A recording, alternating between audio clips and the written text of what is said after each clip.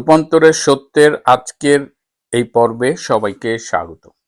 প্রিয় বন্ধুরা, প্রীতি, সালাম এবং শুভেচ্ছা নেবেন। আজ ঐতিহাসিক 27শে জানুয়ারি। আজকে পৃথিবীর দুটো অন্যতম বৃহত্তম অর্থনীতির মধ্যে একটা ভারত আর একটা ইউরোপিয়ান ইউনিয়ন, যার আন্ডারে 27টা দেশ রয়েছে, তাদের মধ্যে একটা মুক্ত বাণিজ্য চুক্তি স্বাক্ষরিত হয়েছে। এটা একটা বিশাল ঘটনা। আজকে এটি নিয়েই কথা বলবো। তার আগে একটু মনে করিয়ে দিই, গতকাল 26শে জানুয়ারি ছিল ভারতের প্রজাতন্ত্র দিবস। 1950 সাল থেকেই ভারত এই দিনটিকে প্রজাতন্ত্র দিবস হিসেবে পালন করছে এবং গতকাল ছিল 77তম প্রজাতন্ত্র দিবস। এই উপলক্ষে বাংলাদেশের ভারতীয় হাইকমিশন তারা দুদিন আগেই একটা প্রোগ্রাম করেছিল। প্রতি বছর বেশ জাঁকজমকপূর্ণভাবেই এই প্রোগ্রামটা করে, কিন্তু এইবার ঢাকায় খুব সাদামাটা গোছের এই প্রোগ্রামটা হয়েছে। বাট ভারতে গতকাল কিন্তু খুবই রাজকীয়ভাবে এই অনুষ্ঠানটি হয়েছে এবং এই প্রজাতন্ত্র দিবসে ভারত প্রতি বছরই আজকাল পৃথিবীর বিভিন্ন গুরুত্বপূর্ণ রাজনৈতিক নেতাদের নিয়ে আসেন। তো এবার ইউরোপীয় কমিশনের president Ursula von der Leyen, তিনি একজন জার্মান এবং জার্মান মন্ত্রী ছিলেন, একাধিক মন্ত্রণালয়ের মন্ত্রী হিসেবে দায়িত্ব পালন করেছেন এবং এখন তিনি ইউরোপিয়ান কমিশনের প্রেসিডেন্ট। তিনি এবার ভারতের এই প্রজাতন্ত্র দিবসে প্রধান অতিথি হিসেবে উপস্থিত ছিলেন এবং তার সাথে ইউরোপীয় কাউন্সিলের প্রেসিডেন্ট অ্যান্টোনিও কোস্টা, তিনিও উপস্থিত ছিলেন। অ্যান্টোনিও কোস্টা আবার পর্তুগালের দুইবারের প্রধানমন্ত্রী এবং তিনি পর্তুগালের অর্থনীতি সহ অনেক ডেভেলপমেন্ট করেছেন। সেখান থেকে তিনি ইউরোপীয় কাউন্সিলে গিয়েছেন। তো তিনি এসেছেন এবং ইউরোপীয় ইউনিয়নের একটা প্রতিনিধি দলও এখানে এসেছিল এবং কালকেই অনেক এই প্রজাতন্ত্র দিবসের উৎসবের বাইরেও তাদের মধ্যে মিটিং হয়েছে। দীর্ঘদিন ধরে একটা আলোচনা চলছিল একটা ফ্রি ট্রেড এগ্রিমেন্টের জন্য, অনেক দিন ধরে, প্রায় 2 দশকের কাছাকাছি।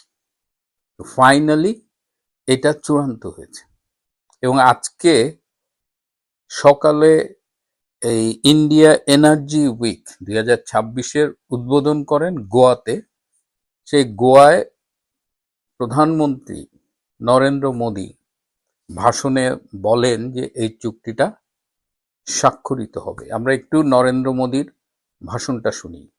फ्रेंड्स, आज भारत ने अपने इतिहास का अब तक का सबसे बड़ा फ्री ट्रेड एग्रीमेंट संपन्न किया है।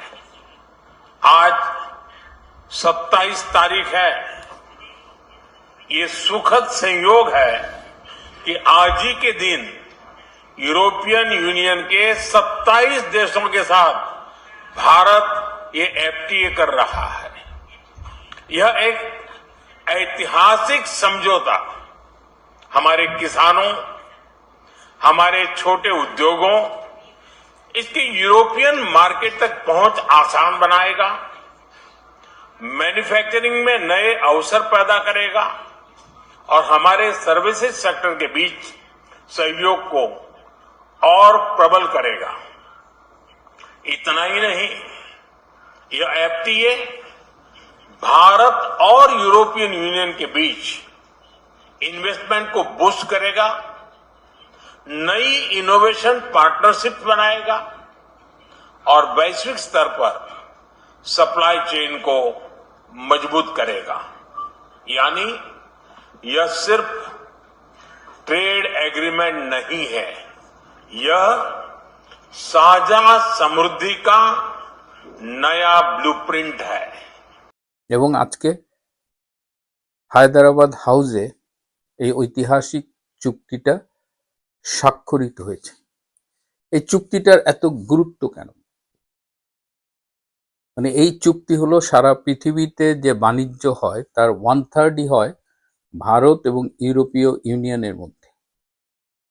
এবং এই যে ট্যারিফ, এই দুই দেশের পণ্য আমদানি রপ্তানিতে কিন্তু শুল্ক ছিল অনেক রপ্তানিতে। যেমন ইউরোপ থেকে যদি গাড়ি ভারতে আসে তাহলে শুল্ক প্রায় 70% থেকে 110%। তো এরকম অনেক প্রোডাক্টের উপরে অনেক শুল্ক ছিল, কিন্তু এখন এই শুল্কটা একদম কমানো হয়েছে। যেমন ইউরোপ থেকে 96.6% পণ্য ভারতে ঢুকবে কোনো রকমের শুল্ক ছাড়া। আবার ভারতের 90% পণ্য ইউরোপে যাবে কোনো রকমের শুল্ক ছাড়া। এর বাইরে অনেক কমিয়েছে। ইভেন গাড়ি, যেটা 110% পর্যন্ত শুল্ক ছিল, সেটা কমিয়ে 40%-এ নামানো হচ্ছে। অ্যালকোহল জাতীয় পানীয়, তারও শুল্ক অনেক কমানো হয়েছে। তারপরে ধরেন প্রসেসড ফুড আসবে, মাংস আসবে, এগুলো একদম জিরো ট্যারিফ। তো এর ফলে এই ভারতের লোক সংখ্যা 140 কোটির মতো, ইউরোপীয় ইউনিয়নের লোক সংখ্যা প্রায় 45 কোটির একটু বেশি। তার মানে প্রায় 186 কোটি লোক কিন্তু বেনিফিটেড হবে। এবং যেটা ভারতের প্রধানমন্ত্রী নরেন্দ্র মোদীর বক্তৃতায় আমরা শুনলাম।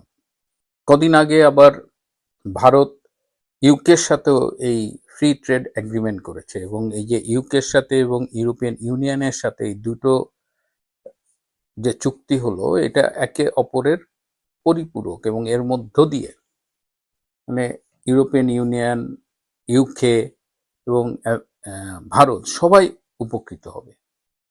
কিন্তু এর ফলে নাখোশ হয়েছে আমেরিকা। আপনারা জানেন যে আমেরিকা, এই ট্রাম্প যখন ইলেকশনে নির্বাচিত হয় তখন বাইডেনকে হারানোর জন্য, মানে বাইডেনের ডেমোক্রেটিক পার্টির পরবর্তীতে প্রেসিডেন্ট প্রার্থী কমলা হ্যারিসকে হারানোর জন্য অনেক ডেমোক্রেট সমর্থকও ট্রাম্পকে সাপোর্ট দিয়েছিল। ভারতের মোদি তো দিয়েছিলই, এবং ট্রাম্পও বলেছে মোদি তার বন্ধু। কিন্তু পরবর্তীতে এই ট্যারিফ নিয়ে ট্রাম্প যা করলো, এবং ভারতের সাথে আমেরিকা যেভাবে সম্পর্ক একবার চুক্তি করে, একবার বন্ধু বলে, আবার ভারতকে ঠেকানোর জন্য বাংলাদেশ পাকিস্তানকে উস্কে দেয়। তো ট্রাম্প এই যে তার আমেরিকা ফার্স্ট, এটা করতে গিয়ে সে বন্ধুদের যেভাবে শত্রুর তালিকায় ঠেলে দিচ্ছে, ট্যারিফের মাধ্যমে সারা পৃথিবীতে যেভাবে একটা অস্থিরতা সৃষ্টি করেছে, আবার যখন তখন যাকে ইচ্ছে আক্রমণ করছে। এই যে ভেনিজুয়েলার প্রেসিডেন্টকে একদম মানে হাইজ্যাক করে নিয়ে আসলো। আবার ইরানের সাথে একটা টেনশন চলছে, এবং শুনছি মার্কিন যুদ্ধ জাহাজকে নাকি ইরান ধাওয়া করেছে। তো এরকম একটা সারা বিশ্বে একটা অস্থিরতা তৈরি হয়েছে। গ্রিনল্যান্ড নিয়ে আপনারা জানেন, পুরা ডেনমার্ক শুধু না, পুরা ইউরোপের সাথে একটা সম্পর্ক খারাপ করে ফেলেছে। অথচ যখন ভারত এবং ইউরোপীয় ইউনিয়নের এই মুক্ত চুক্তি হলো, তখন আমেরিকার যে সেক্রেটারি অফ ট্রেজারি, মানে অর্থমন্ত্রী স্কট বেসেন্ট তখন আবার বলছে যে আমেরিকা এই চুক্তিটা হওয়ায় নাখোশ।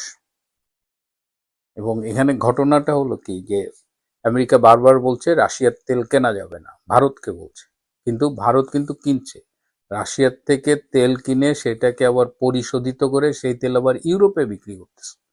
তার মানে রাশিয়ার তেল বিক্রি করছে, এটার প্রফিট হচ্ছে, সেইটা আবার রাশিয়া যেহেতু ইউক্রেনের সাথে যুদ্ধ করছে, আবার ইউক্রেনের সেই যুদ্ধে ইউরোপ ইউক্রেনকে সাপোর্ট করছে। সো আমেরিকা বলার চেষ্টা করছে যে ইউরোপ ভারতের সাথে বাণিজ্য করে আলটিমেটলি ওই যে রাশিয়াকেই বেনিফিট করছে। তার মানে কি, এবং সেই রাশিয়া ইউরোপের বিরুদ্ধেও যুদ্ধ করছে পরোক্ষভাবে। তার মানে নিজেদের বিরুদ্ধে যুদ্ধ করার জন্য ইউরোপ নিজেরাই টাকা খরচ করছে বা টাকা দিচ্ছে, এরকম একটা ঘটনা ঘটছে। কিন্তু আমেরিকা যেটা বোঝার চেষ্টা করছে না, যে তাদের এই একচ্ছত্র সুপার পাওয়ার, অন্যদের পাত্তা না দেওয়া, যখন যাকে ইচ্ছে যেভাবে আচরণ করা, এটা কিন্তু সারা পৃথিবীকে মোটামুটি এক করে ফেলছে। শুধু যে ইউরোপ ভারতের কাছাকাছি আসছে তা না, এবং ইউরোপিয়ান ইউনিয়নের যে এই কমিশনের প্রেসিডেন্ট উর্সুলা যে একটা কথা বলেছে যে একটি স্থিতিশীল সমৃদ্ধ পৃথিবী গড়বার জন্য ভারতের সাফল্য খুব প্রয়োজন। এটা খুব ইম্পর্টেন্ট। এদিকে আবার পাশাপাশি ব্রিক্স কিন্তু এগিয়ে আসছে। ব্রিক্স এখন চেষ্টা করছে যে রিজার্ভ ব্যাংক অফ ইন্ডিয়া তারা একটা প্রস্তাব দিয়েছে যে ব্রিক্সের দেশের মধ্যে ডিজিটাল কারেন্সির মাধ্যমে লেনদেন হতে পারে। এর ফলে লেনদেনের সময় কমবে, এটা তাড়াতাড়ি করা যাবে এবং ডলারের উপরে নির্ভরতা কমবে। তার মানে আমেরিকা যে ডলারের মাধ্যমে বিশ্ব অর্থনীতির মাতবাড়ি করে, সেই ডলারকেও চ্যালেঞ্জ করার একটা চেষ্টা চলছে। যে কানাডা আমেরিকার একদম বন্ধু ছিল এবং আমেরিকার উপরে বাণিজ্যের দিক দিয়ে নানানভাবে নির্ভরশীল ছিল, সেই কানাডা পর্যন্ত এখন শুনলাম যে তাদের বিভিন্ন জিনিসপত্র তারা স্পেশালি এগ্রিকালচারের যে প্রোডাক্ট সেগুলো আগে আমেরিকা থেকে আনতো, এখন সেগুলো তারা ইউরোপ থেকে আনে। সারা পৃথিবীর থেকে তারা এখন সোর্স করতেছে। তারা তাদের সব সাপ্লাই এই সোর্স গুলাকে তারা ডাইভার্সিফাই করছে। চায়নার সাথে সম্পর্ক ভালো করছে, শুনলাম যে আম নিচ্ছে মেক্সিকো থেকে, টমেটো নিচ্ছে ইতালির থেকে, এবং এগুলো দামেও কম।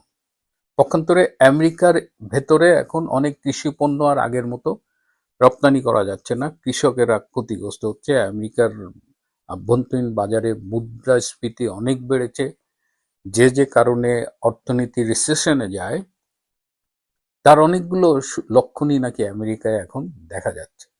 তো আমি জানি না ট্রাম্প এখন যেটা করছে সেটার মধ্য দিয়ে আমেরিকা ফার্স্ট বা আমেরিকার যে সুপ্রিমেসি বা সুপার পাওয়ার সেটাকেই কি ট্রাম্প ঝুঁকির মধ্যে ফেলে দিচ্ছে কিনা, এটা আমেরিকার মানুষজন নিশ্চয়ই বিবেচনা করবেন। আমেরিকার রাজনীতিবিদরা তারাও ভেবে দেখবেন। তবে ট্রাম্পের হুমকি ধামকি, যখন তখন যাকে আক্রমণ করা, যখন তখন যাকে ট্যারিফ বাড়িয়ে দেওয়া, ভারতের বিরুদ্ধে ট্যারিফ 25, 50, 100% এসব হুমকি দিচ্ছে, ভারত কিন্তু চুপচাপ ঠান্ডা মাথায় কোনো রিয়াকশন না দিয়ে খেলে যাচ্ছে।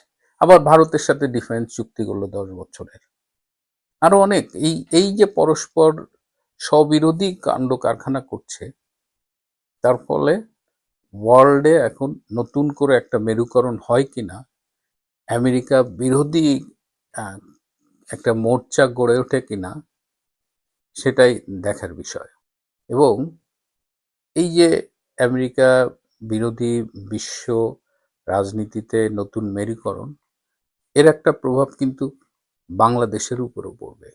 প্রিয় বন্ধুরা, আজ এ পর্যন্তই। ভালো থাকবেন, সুস্থ থাকবেন, তার চেয়েও জরুরি হলো নিরাপদে থাকবেন। সবাইকে অনেক ধন্যবাদ।